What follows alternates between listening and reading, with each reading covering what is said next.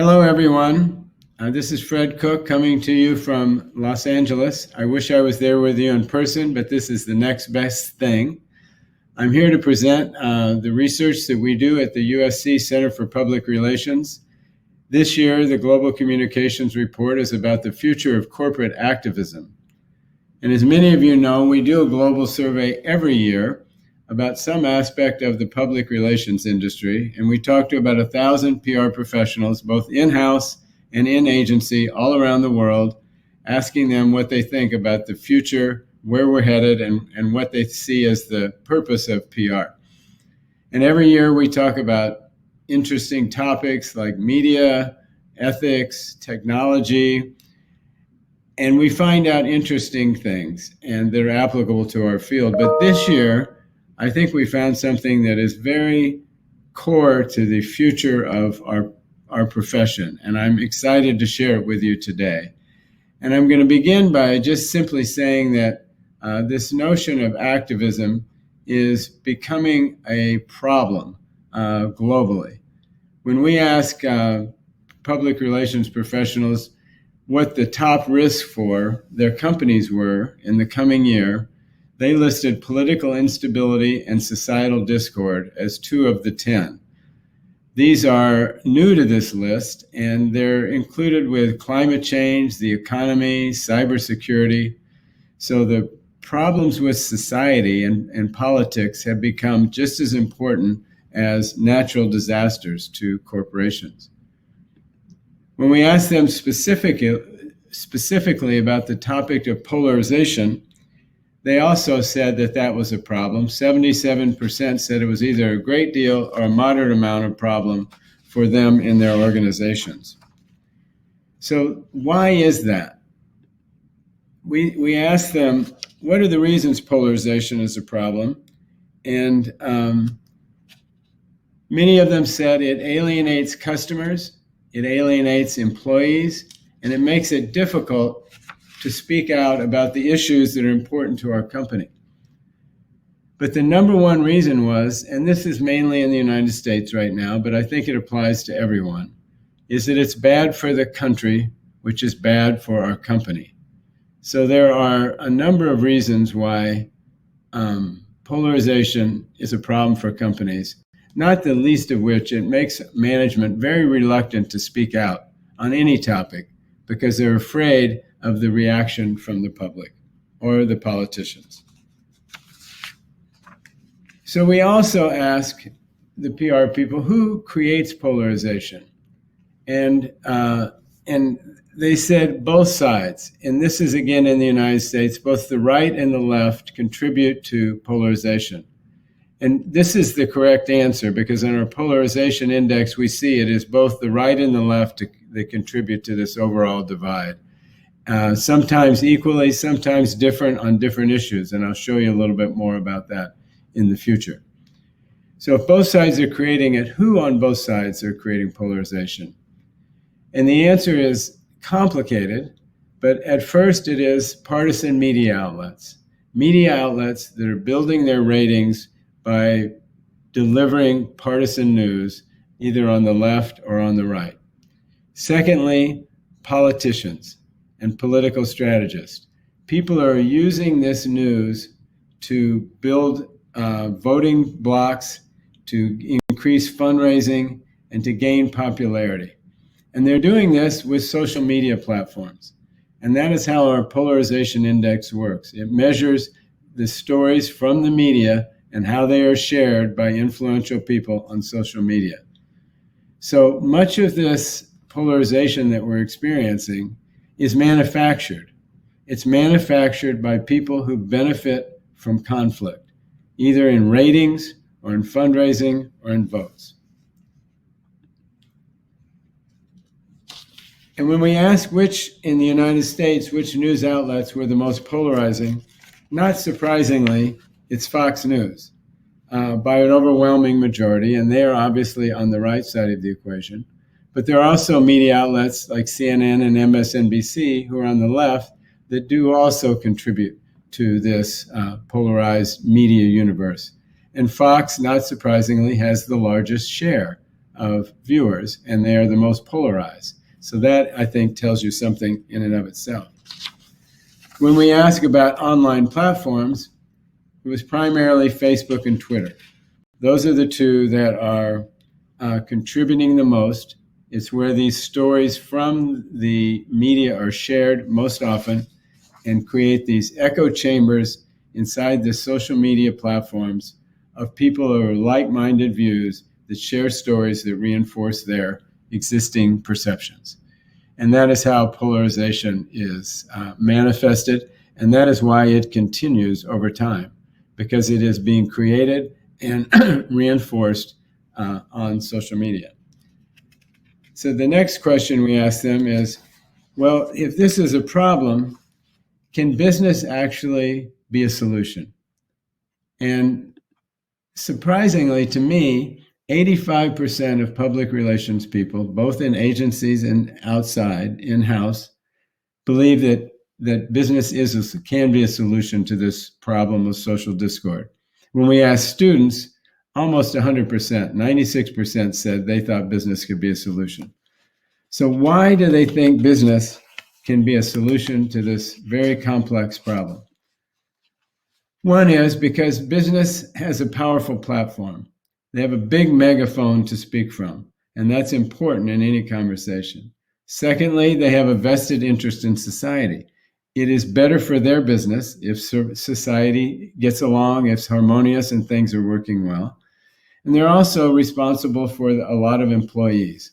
So the health and welfare of their employees is an important factor in them speaking out on these topics of polarization. And finally, they have the resources. They have the resources to actually do something about these problems.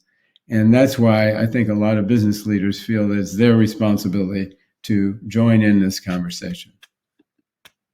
And actually, they are joining in. We asked the people in our survey if they thought the number of businesses that advocate for a cause will increase or decrease over the next 5 years. And the overwhelming majority said they will increase.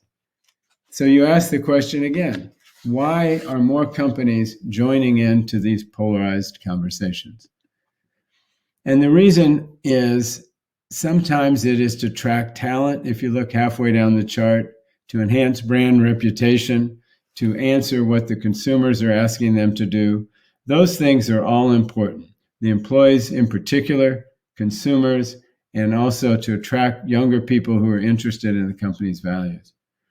But most people thought it is simply the right thing to do. It aligns with our values, and they're committed to social change. So it's not really, as you see, about increasing sales. That's a factor, but not a very big factor. It's mainly because the leaders of these companies feel that it is the right thing to do to speak out about some of these complicated issues. And this is, I think, an important point, that this is all a function of public relations. We ask, what strategies do you use to communicate your activism, your purpose inside and outside of your corporation? And as you can see, they're all PR tactics. Social media, employee communications, media relations, website, speaking opportunities, partnerships, sponsorships. Paid advertising ranks very low on this list. This is not an advertising function to talk about corporate activism and purpose and issues. It is a PR function. And it is becoming the core of what we do in our daily lives, which is evidenced by this next slide. We ask PR people, compared to 5 years ago, how much more are you spending more time dealing with societal issues? 93% said yes, they are. And we said, how much more time? And they said 43% more time than they used to 5 years ago dealing with issues. Said, look into the future. 5 years from now, 94% said they would be spending more time than they are now. And again, the increase is about 44%. So this is becoming our jobs. Whether we're working for an activist company or a company that is not interested in social issues at all, the job of the public relations professional is dealing with these issues, which is it's interesting, it is challenging, It is a big responsibility, but it also is core to our importance as a function. And because we're dealing with so many important issues, we're becoming more and more important. But it requires PR people to be knowledgeable about all of these different topics, and there are many of them, as you will see. One of the questions that many of us are asking ourselves is, if we're getting involved in these topics, which ones and how many? And the question of how many is, we ask our survey respondents, and they average about 3. There are some companies, as you can see on the right, that are willing to talk about every issue, but most companies are more comfortable with 2, 3, or 4 issues at one time that they can seriously be knowledgeable about, that align with their values, and that they can participate and commit to in an authentic way. So just a handful. The next question is, what are those issues? And the issues that people are most comfortable with are in order on this slide. The first of all is racial equity. Public relations and corporate, especially in America, are very comfortable dealing with this idea of diversity and inclusion, racial equity. And many companies over the past 2 years have upped their game in this area, primarily because of the Black Lives Matter protests 2 summers ago. There are other issues that fall into this category: gender equality, climate change. COVID, of course, was something that everyone needed to communicate about. But the ones at the bottom of this list, voting integrity, police reform, and immigration, those are highlighted because on the polarization index, those are the most controversial topics. So you can see a lot of companies do not want to talk about the topics that are the highest controversy. And one of those I'll talk about in a little bit is abortion. Is there risk in speaking out on societal issues for a company? Yes, there are risks. This was a quote from the head of activism for Ben & Jerry's, said, if your company's corporate activism doesn't make somebody mad, it's not worth doing. And 43% agree with that. But an equal number, about a third, think not.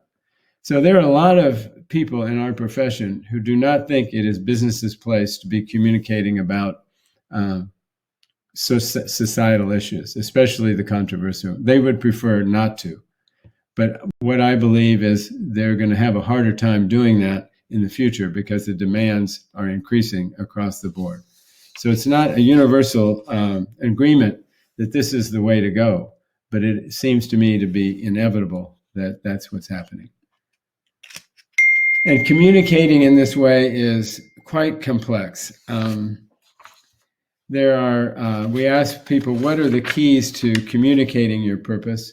And as you can see, being authentic is the number 1. Aligning with your values is number 2. A clear statement of purpose, long-term commitment.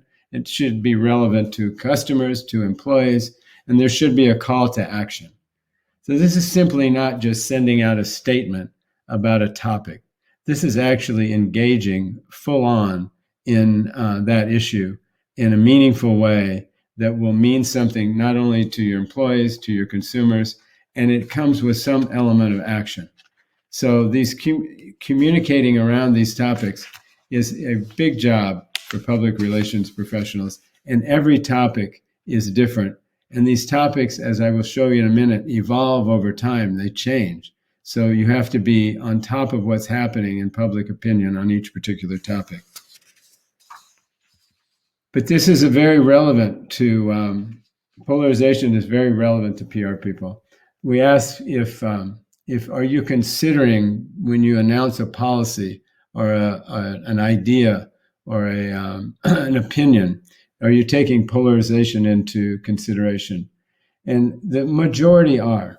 So people are thinking about polarization as they communicate because they know there are risks associated with it. And they know that there are audiences out there that are going to make a decision about them based on what they say.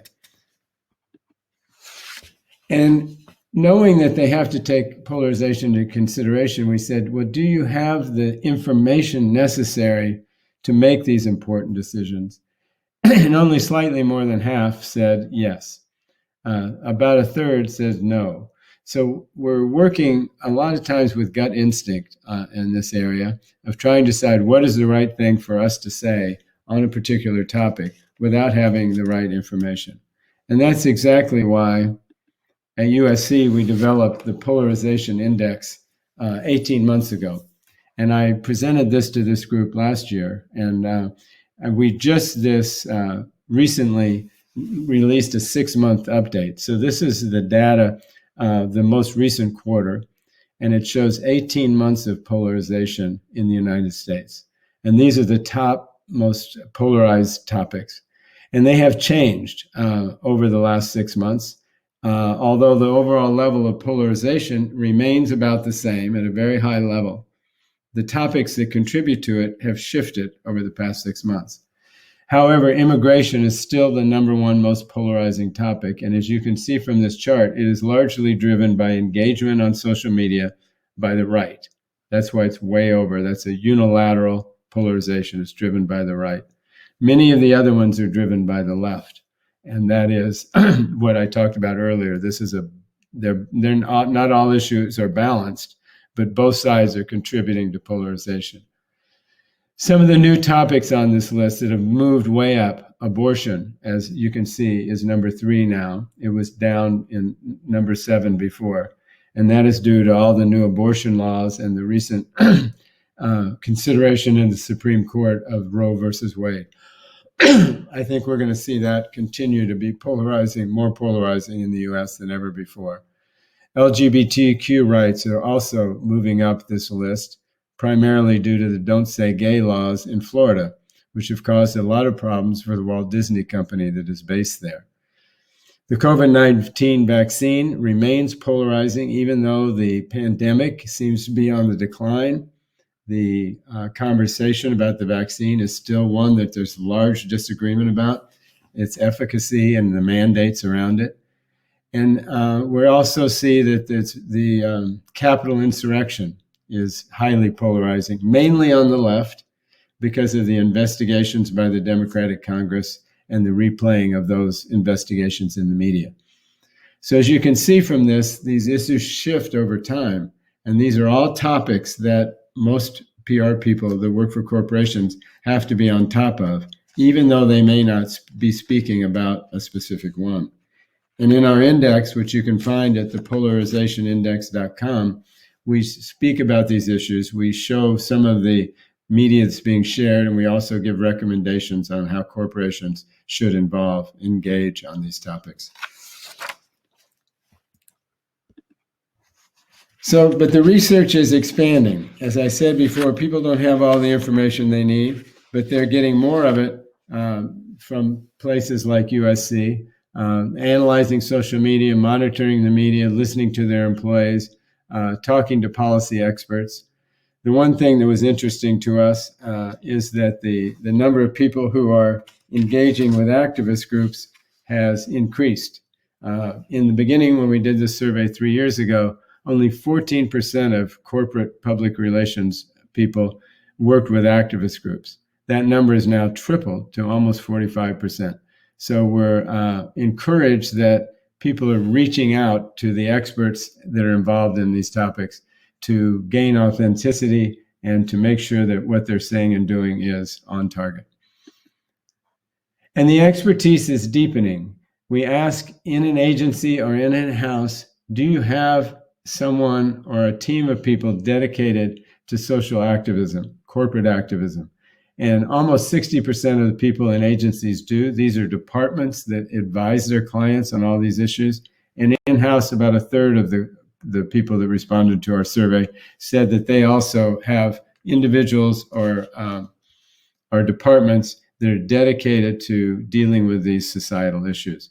These numbers are definitely going to increase over the coming years. And as I said, the partnering with activist groups is picking up. If you add the first 3 columns together, it's about 45%, which is 3 times higher than it was 2 years ago, which is also a positive indicator.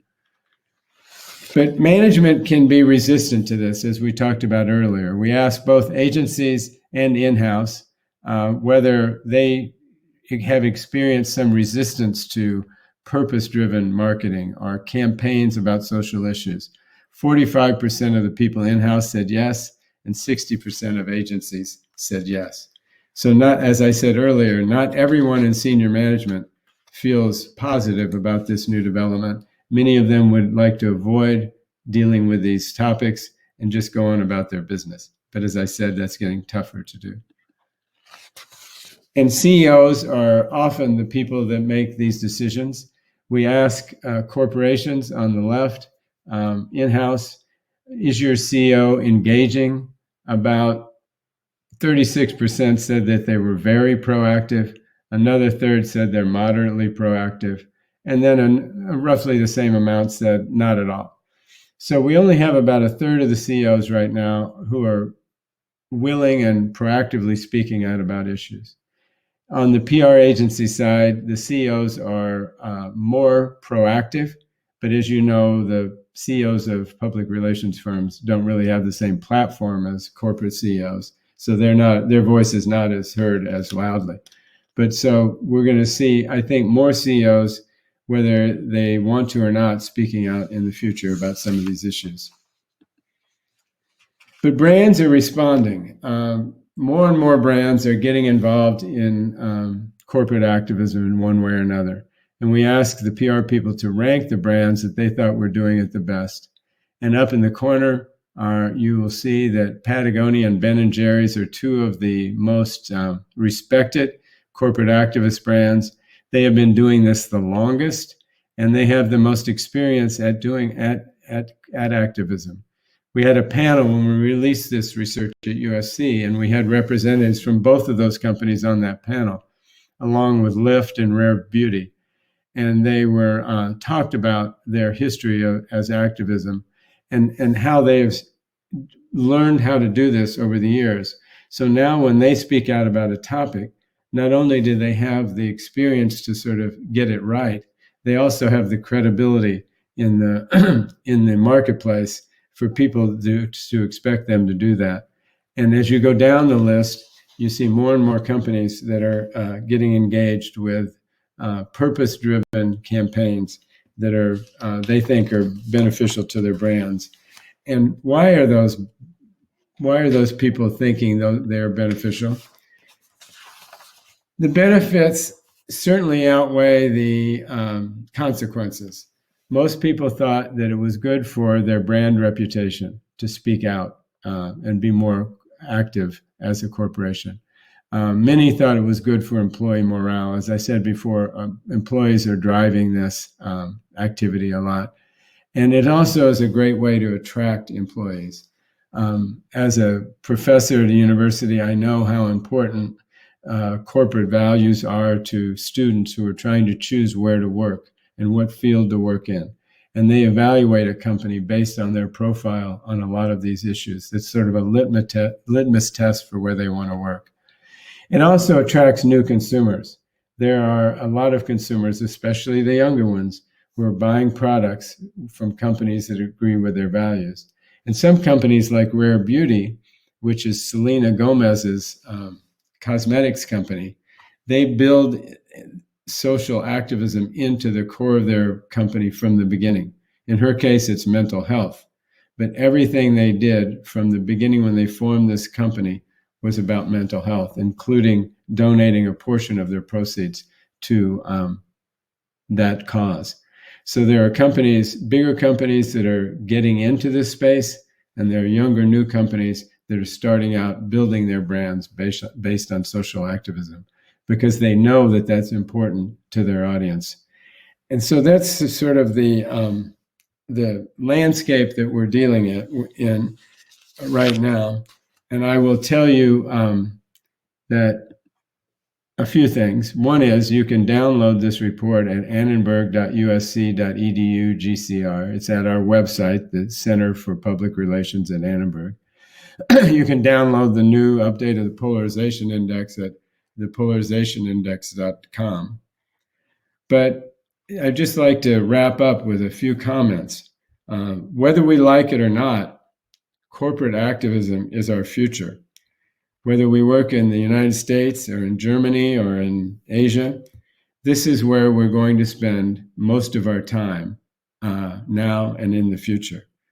Whether we work in consumer for a big brand or in B2B in a technology company, that's what our employees and our customers will demand. And whether we specialize in issues or products, this is a growing part of our job. And I view that as a good thing. Not everyone does, but I think that this heightens the importance of our profession. It makes our work more interesting. It makes our value increase inside our organizations. We are at the forefront of managing social issues. It is becoming the purpose of public relations, and I think it's going to be a huge part of our future. And I hope that many of you will look into these tools that we're providing and use those to help your companies and your clients be better corporate activists. Thank you very much. And fight on.